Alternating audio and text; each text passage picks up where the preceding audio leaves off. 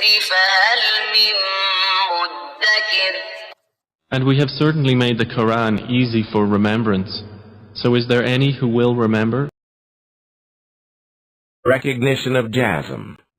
The letter marked with Jazam or Sukoon is called Sakin and is pronounced combined with the letter before it. There are three long vowels, alif, wa, and ya. They have a prolonged sound.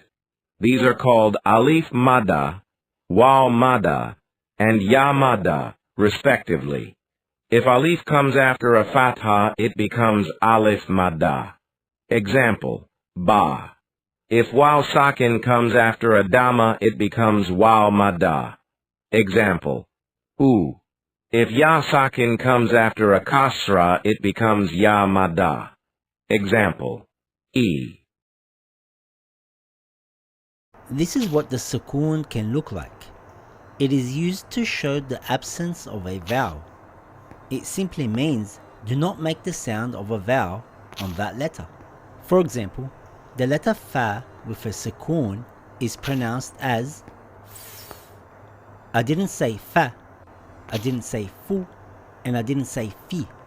I said it with no vowel. F. Another example, sheen with a sukoon, sh.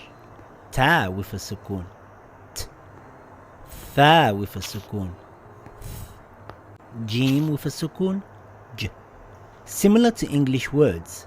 For example, the word bat, the T has no vowel. Transliterated to Arabic, it looks like this, bat. If I put a fatha, it will be bata. If I put a kasra, it will be bati. And a damma would be batu. With a sukoon, it's bat. Let's practice some examples. A and th makes ath, ath. I and th makes ith, ith. Tau, tau. Shay, shay. Daw, daw. U and f makes oof, oof. This one is a tricky one. A and makes a.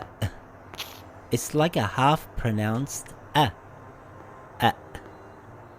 A. Another similar one. I.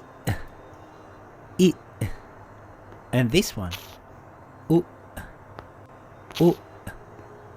Mi and n makes min, min. Dam, dam.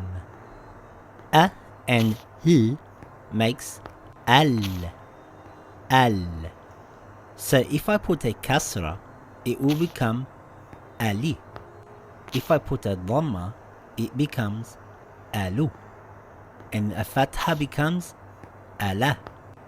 And a sukoon, it is al, al. Great work. Jazam. Ab, ib, ub, at, it, ut, an, in, un, das, this, dus, wal, will, wool, ad. ولقد يسرنا القرآن للذكر فهل من مدكر. And we have certainly made the Quran easy for remembrance.